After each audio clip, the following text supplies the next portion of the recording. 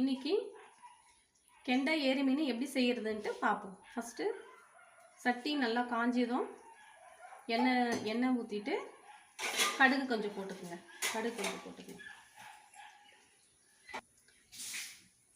கொஞ்சம் வெந்தயம் போட்டுக்குங்க. வெந்தயம் போட்டுட்டு கொஞ்சம் பச்சை மிளகாய் அதிலே போட்டுக்கோங்க. இப்போ கொஞ்சம் பூண்டை ஆட் பண்ணிக்கணும். வெங்காயம் கொஞ்சம் ஆட் பண்ணிக்கணும்.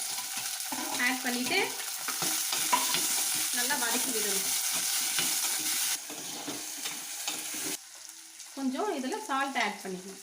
ஆட் பண்ணாக்கா வெங்காயம் சீக்கிரமாக வதங்கும். அதனால் கொஞ்சம் ஆட் பண்ணிக்கணும். இந்த மிளகு சீரகம் அரைச்சி வச்சுருக்கேன், அதை கொஞ்சம் ஆட் பண்ணணும். அடுத்து தக்காளி ஆட் பண்ணிக்கிட்டு தக்காளி நல்லா வதக்கி விட்டுறணும். இந்த ஏரி மீனுக்கு மிளகு சீரகம் கொஞ்சம் நல்லா மிக்சியில் அரைச்சி போட்டாக்கா நல்லா இருக்கும் குழம்பு. கொஞ்சம் இஞ்சி பூண்டு பேஸ்ட்டு சேர்த்துக்கணும். சேர்த்துட்டு கூடவே வதக்கி விட்டுட்டு கொஞ்சம் மஞ்சத்தூள் ஆட் பண்ணிக்கணும். ஆட் பண்ணி கொஞ்சம் நல்லா வதக்கி விடணும். இப்போ நம்ம வச்சிருந்த வீட்டு மிளகாய் பொடி, காரப்பொடி ரெண்டும் சேர்த்து நல்லா கலந்து விட்டுக்கணும். கலந்து விட்டுட்டு நம்ம கரைச்சி வச்சுருக்க புளி தண்ணியை ஊற்றி ஆட் பண்ணிடணும். கல் உப்பு எடுத்து ஆட் பண்ணிவிட்டு கொத்தமல்லி தழை கருவேப்பிலை எடுத்து போட்டுட்டு அப்புறம் தேவையான அளவு தண்ணி ஊற்றிட்டு நல்லா திக்காக கொதிக்கிற வரலும் வெயிட் பண்ணணும்.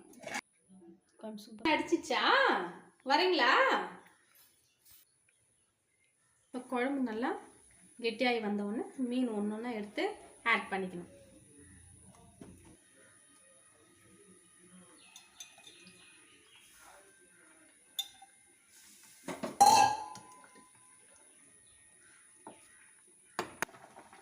பாருங்க, குழம்பு நல்லா கொதிச்சு மீன் நல்லா வெந்து வந்திருக்கு. நம்ம சாப்பாடு ரெடி. வாங்க சாப்பிடலாம்.